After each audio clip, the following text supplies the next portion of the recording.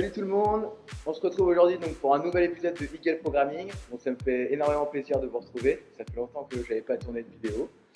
Donc voilà, c'est l'occasion de se revoir un peu, enfin de me revoir. J'espère que je vous ai manqué un petit peu en même temps, au passage. Allez, on arrête les bêtises, on se concentre et on commence tout de suite avec l'échauffement. Alors pour l'échauffement, ça va être très simple, ce sera un Tabata. Donc il y aura 8 intervalles, 20 secondes de travail, 10 secondes de repos. Le mouvement, le premier, ça va être des lunges alternés. Donc je pars, pied largeur de hanche, un pas vers l'avant, genou arrière au sol, je pousse dans ma jambe avant et j'alterne. Une fois à droite, une fois à gauche. Sur le lunge, il faut toujours que j'ai mon genou arrière bien sous ma hanche, mon genou avant sous ma cheville, je pousse dans la jambe avant et je reviens en position initiale, les deux pieds alignés. Deuxième mouvement, pike push-up. On passe le profil. Alors on va venir se placer sur les mains et les pieds. Je passe ma tête entre mes bras, mes fessiers sont bien hauts. Je regarde en direction des pointes de pied. Et je vais chercher à descendre, amener ma tête devant mes mains. Ici je vois mes doigts.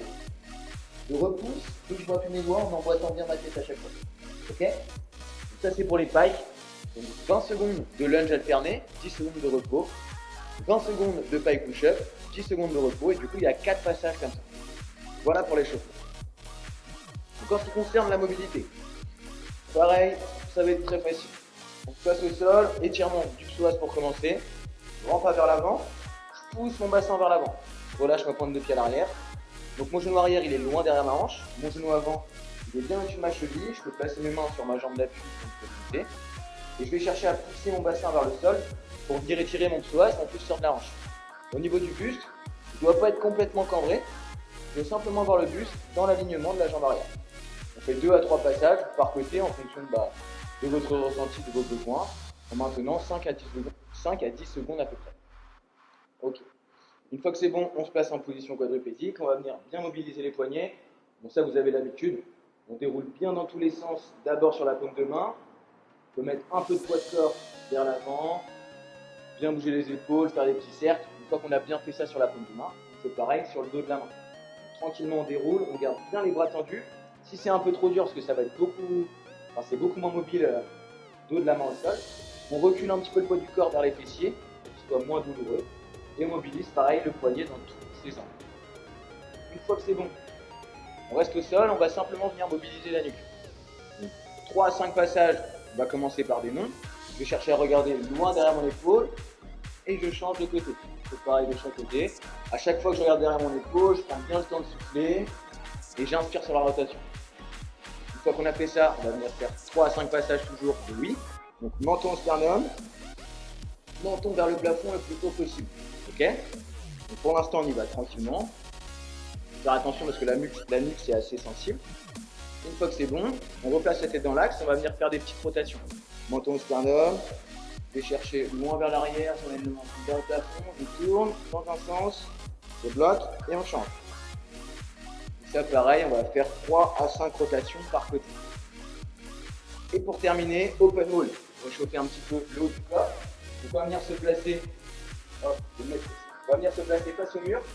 Donc main à peu près à la hauteur d'épaule, largeur d'épaule pour commencer. Je vais chercher à passer ma tête entre mes bras et chercher à amener ma poitrine vers le sol. Si je suis très souple au niveau des ischios, je peux garder mes jambes tendues.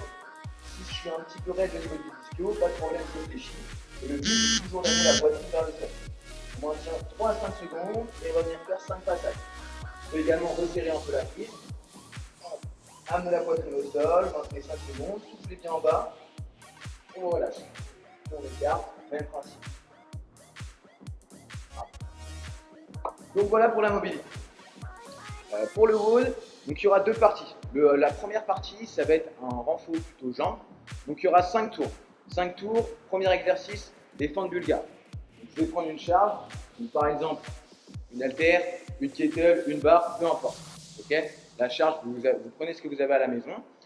Vous la placez où vous voulez, sur l'épaule, au-dessus de la tête, le long du corps, c'est vous qui voyez. Okay, moi je la place sur l'épaule.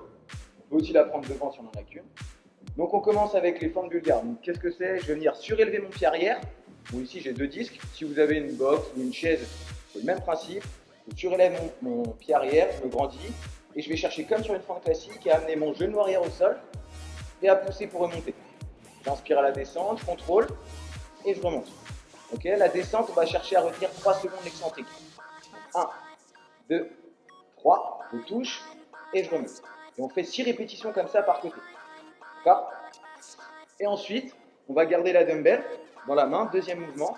Donc si c'est avec une dumbbell ou une kettle, ça marche aussi. On va venir simplement faire des fentes en farmer carry. Je garde ma dumbbell le long du corps, une fente et j'avance. Une fente et j'avance, etc. sur 12 mètres. Vous prenez deux plots, séparez-les 10-12 mètres environ et vous marchez la distance. Si vous avez deux dumbbells, vous pouvez prendre les deux. Sinon, vous en gardez qu'une ou avec une kettle. Très bien. Voilà pour la première partie. La seconde partie du WOD, ça va être un EMOM. Donc, il y aura 4 exercices, groupements d'exercices. Sur l'EMOM, on va travailler 40 secondes et on aura 20 secondes de repos sur chaque minute. Première minute, ici je vais prendre une barre. Et ça va être pareil, ça peut également marcher à la dumbbell, simplement avec une plate ou alors avec une kettle. Donc, première minute, on va commencer avec 12 thrusters. Donc on commence, pied largeur d'épaule, la barre sur mes clavicules, je monte mes coudes bien haut, j'ai les mains légèrement plus larges que les épaules. Donc sur le thruster, je vais venir descendre dans un front squat, bien le poids du corps dans les talons. Je remonte rapide, je pousse fort et j'envoie la barre au-dessus de ma tête. Donc la barre en position haute, elle doit être alignée à mes talons. Donc ici, quand je suis en haut, mes poignets, mes épaules, mes hanches et mes talons sont sur la même ligne. On redescend au niveau des clavicules et on pousse fort, rapide à la montée. Ok? On inspire à la montée, on souffle et on est explosif à la montée. Et ensuite, donc une fois qu'on aura fait les 12 répétitions, si par exemple on a fait les 12 répétitions en 25 secondes et qu'il nous reste 15 secondes, on garde notre barre, on se met en position rowing et on va chercher à venir tirer la barre le reste du temps en direction du nombril. Barre au niveau des genoux, je regarde légèrement devant moi pour garder la tête dans le prolongement de ma colonne. Je tire, j'envoie les coudes loin derrière, je cherche à resserrer mes omoplates, ma barre au niveau du nombril et je relâche. Donc ici, je fais le nombre de reps pour arriver aux 40 secondes. Une fois que les 40 secondes sont passées, je relâche, 20 secondes de repos et on passe au deuxième mouvement. Donc, on va venir faire 10 strict HSPU. Donc, pour les strict HSPU, je vais venir me placer en poirier en équilibre sur le mur. Donc, main un petit peu plus large que les épaules. Je me grandis bien, je suis bien actif au niveau de la scène de l'abdominale et du corps. J'inspire à la descente, je pousse le sol et je repousse. Donc l'arrêt pas attendu. Si jamais c'est pas possible de faire les 10 répétitions en strict ou alors que j'arrive pas du tout les stricts, on fait la même chose en keeping. Donc en keeping, pareil, je place un handstand, je descends, ma tête touche le sol, je fais ici contre le mur, j'amène mes genoux et je pousse dans mes talons. Ok, donc je vais m'aider du keeping pour monter. Pareil, 10 répétitions. Si jamais, même le keeping c'est trop compliqué ou j'y arrive pas encore, en paille. Hop, donc main au sol, également, je passe bien la tête entre mes bras. J'inspire à la descente, ma tête avance et passe devant mes mains. Je pousse et je renvoie la tête derrière. Et ensuite, pendant le restant des 40 secondes, s'il me reste du temps, je vais chercher à faire le maximum de broad jump. Donc, pied largeur de hanche, je vais venir fermer mes hanches, me grouper et chercher à faire le saut vertical le plus loin possible. Le but, c'est pas de sauter vers le haut, c'est de sauter le plus loin possible vers l'avant. Et je réceptionne en amortissant bien ma chute. Donc je fais ça le temps d'arriver aux 40 secondes. 20 secondes de repos. Ensuite, on aura 12 dumbbell snatch. Ici, je prends une dumbbell parce que j'en ai une. Si jamais vous n'en avez pas, vous pouvez faire exactement pareil avec une barre. Soit faire du muscle snatch ou du power snatch. Donc 12 dumbbell snatch.